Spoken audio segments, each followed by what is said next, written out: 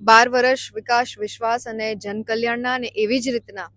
આ 12મો આંતરરાષ્ટ્રીય યોગ જૂનના રોજ સમગ્ર વિશ્વ સહિત ભારતમાં જ્યારે ખૂબ ઉત્સાહપૂર્ણ રીતે ઉજવવામાં આવી રહ્યો છે, ત્યારે આજે જામનગર જિલ્લામાં પોલીસ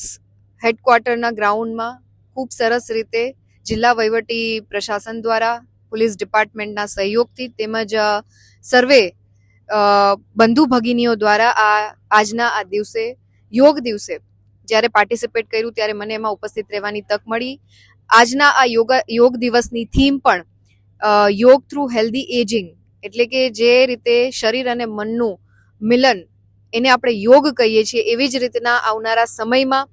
સ્વાસ્થ્ય, તંદુરસ્તી અને આરોગ્ય માટે પણ સમગ્ર વિશ્વએ જ્યારે ભારતની આ પ્રણાલીને સ્વીકારી છે અને આદરણીય પ્રધાનમંત્રી શ્રી નરેન્દ્રભાઈ મોદી સાહેબના નેતૃત્વમાં સમગ્ર વિશ્વ જ્યારે યોગ તરફ પાછું વળ્યું હોય, ત્યારે આજના દિવસે યોગ દિવસની ખૂબ સરસ ઉજવણી જામનગર જિલ્લા અને મહાનગરમાં કરવામાં આવી અને જેમાં ખૂબ સરસ બધા લોકોએ પાર્ટિસિપેશન કર્યું. અને હું પુનઃ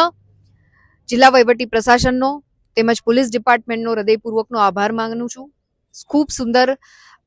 વાતાવરણમાં આજનો આ દિવસનું ઉજવણી સંપન્ન થઈ અને સાથે સાથે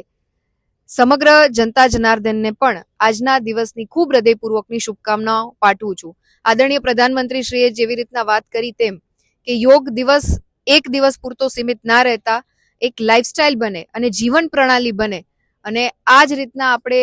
અત્યારની પેઢીને, યંગ જનરેશનને, માતૃશક્તિને અને વડીલોને ગાઈડ કરી શકીએ એમના સારા સ્વાસ્થ્ય માટે. એના માટે